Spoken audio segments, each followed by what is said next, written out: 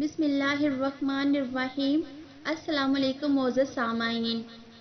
اللہ کے رسول حضرت محمد صلی اللہ علیہ وآلہ وسلم بار بار امام حسین کو بلند کر کے دنیا کو یہ بتاتے تھے کہ اے لوگو، حسین مجھ سے ہے اور میں حسین سے ہوں۔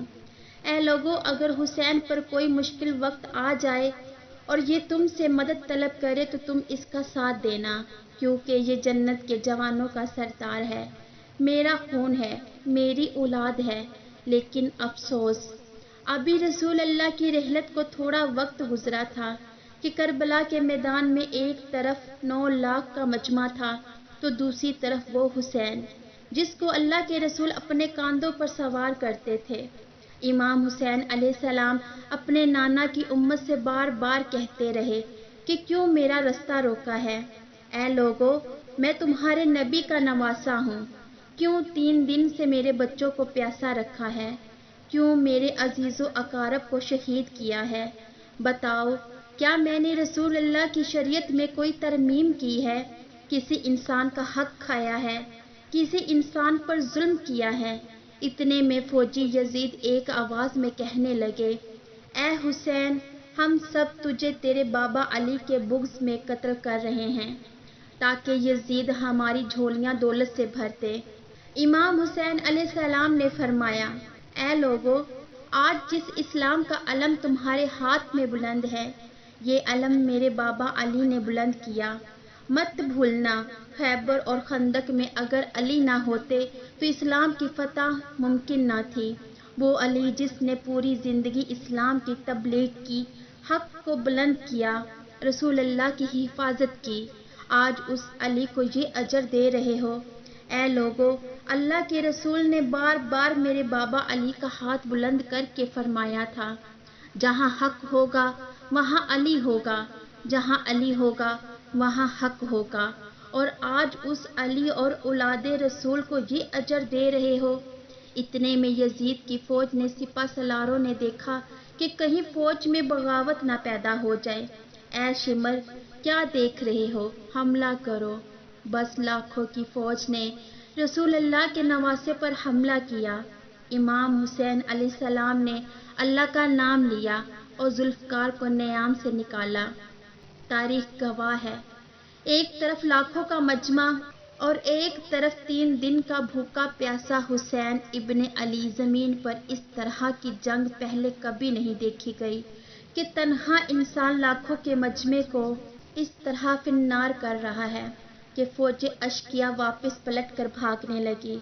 امام حسین نے یزید سے مخاطب ہو کر فرماتے ہیں، اور 3 دن کے بھوکے کی جنگ دیکھو، 3 دن کے پیاسے کی جنگ دیکھو، رسول اللہ کے نواسے کی جنگ دیکھو، اس کی جنگ دیکھو جس کا جوان بھائی مارا گیا، جس کے جوان بیٹے کو نظروں کے سامنے قتل کیا گیا، جس نے اپنے ہی ہاتھوں سے اپنے بچے کی قبر بنائی۔ امام حسین شیر کی طرح فوجی یزید سے لڑ رہے ہیں۔ اتنے میں آواز غیب آتی ہے، حسین، تیرا اللہ تجھ سے راضی ہوا۔ بس آواز کا سننا تھا کہ امام حسین علیہ السلام نے اپنی ذوالفقار کو تھام لیا۔ اتنے میں عمر بن سعد کہتا ہے، شمر، کیا دیکھ رہے ہو؟ یہ علی کا شیر ہے، اس کو مات دینا ناممکن ہے، جاؤ خیموں کو آگ لگا دو۔ بس پھر کچھ ظالموں نے بیبیوں کے خیموں کو آگ لگا دی اور کچھ امام حسین کو طول دینے کے لیے تیر مارنے لگے۔ امام کبھی بیبیوں کے خیموں کی طرف بڑھتے ہیں، کبھی فوج کی طرف جاتے ہیں۔ عمر بن سعد اور شمر نے فوج کو 4 حصوں میں تقسیم کر دیا اور یہ کہا کہ کوئی بھی حسین کے قریب نہ جائے۔ جس کے پاس جو چیز ہے وہ دور سے حسین کو مارے۔ جس کے پاس نیزہ تھا اس نے نیزہ مارا، جس کے پاس تیر تھے وہ تیر مار رہا تھا، جس کے پاس برچھیاں تھی وہ برچھیاں مارنے لگا۔ تاریخ نے لکھا، جس کے پاس مارنے کے لیے کچھ بھی نہ تھا وہ جو کربلا کی گرم زمین سے مٹی اٹھا کر امام حسین کی طرف پھینکتا رہا۔ امام حسین کے جسم پر ہزاروں زخم لگتے رہے، آپ کے جسم مبارک پر اتنے تیر لگے کہ آپ کا جسم مبارک نظر نہیں آ رہا تھا۔ بس جیسے ہی نواسائے رسول گھوڑے کی زین سے زمین پر آتے ہیں، فوج یزید جھومنا شروع کر دیتی ہے، لیکن اتنے میں ذوالجناح جس سے آپ سواری کیا کرتے تھے اس نے امام حسین کے چاروں طرف گھومنا شروع کر دیتا ہے تاکہ ان تیروں سے میں اپنے آقا حسین کو بچا لوں۔ وہ گھوڑا دوڑ رہا تھا کہ اتنے میں عمر بن سعد نے کہا کہ اے لوگو، رکو، میں نے اپنی آنکھوں سے دیکھا تھا اس گھوڑے پر اللہ کے رسول سواری کیا کرتے تھے، کہیں تیر اس کو نہ لگے، اور یوں تیر کو چلانا بند کیا گیا۔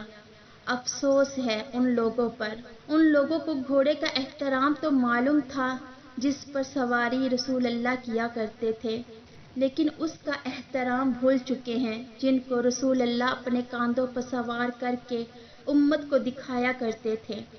بس امام حسین علیہ السلام زمین کربلا پر اپنا سر رکھ کر اللہ کا شکر ادا کر رہے ہیں، اور وہاں فوج یزید کے مختلف سپاہی امام حسین کا سر کاٹنے کے لیے قریب آتے ہیں۔ جو بھی قریب آ کے امام حسین کے سر کو دیکھے تو ان کو امام حسین کے چہرے پر رسول اللہ کا چہرہ نظر آتا اور وہ دیکھ کے دور چلے جاتے۔ اتنے میں شمر کہنے لگا، یہ کام مجھ سے ہی ہوگا۔ شمر نے خنجر امام حسین کے گلے پر رکھا تو اس نے دیکھا کہ امام حسین کے لب ہل رہے ہیں۔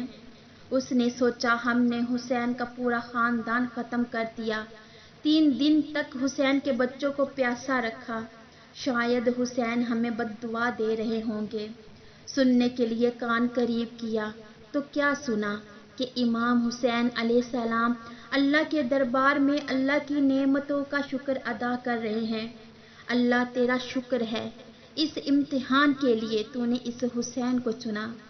امام حسین نے آنکھیں کھولی اور شمر سے کہا کہ اے شمر، کیا تو نہیں جانتا کہ میں رسول اللہ کا نواسا ہوں، جنت کا سردار ہوں، میں حق پہ ہوں؟ شمر نے کہا ہاں مجھے معلوم ہے۔ پھر آپ نے فرمایا تو کیوں قتل کر رہے ہو؟ تو شمر نے کہا تھا کہ یزید میری جھولی دنیاوی دولت سے بھر دے گا۔ بس یہ کہتے کہتے شمر نے امام حسین کا گلا کاٹ دیا اور فوج یزید مسلسل جھومتی رہی۔ امام حسین کا سر قلم ہونے کے بعد سادات کو لوٹا گیا۔ امام حسین کے سر مبارک کو نیزے کی نوک پر بلند کر دیا گیا۔ بی بی سکینہ کو تماچے مارنے لگے۔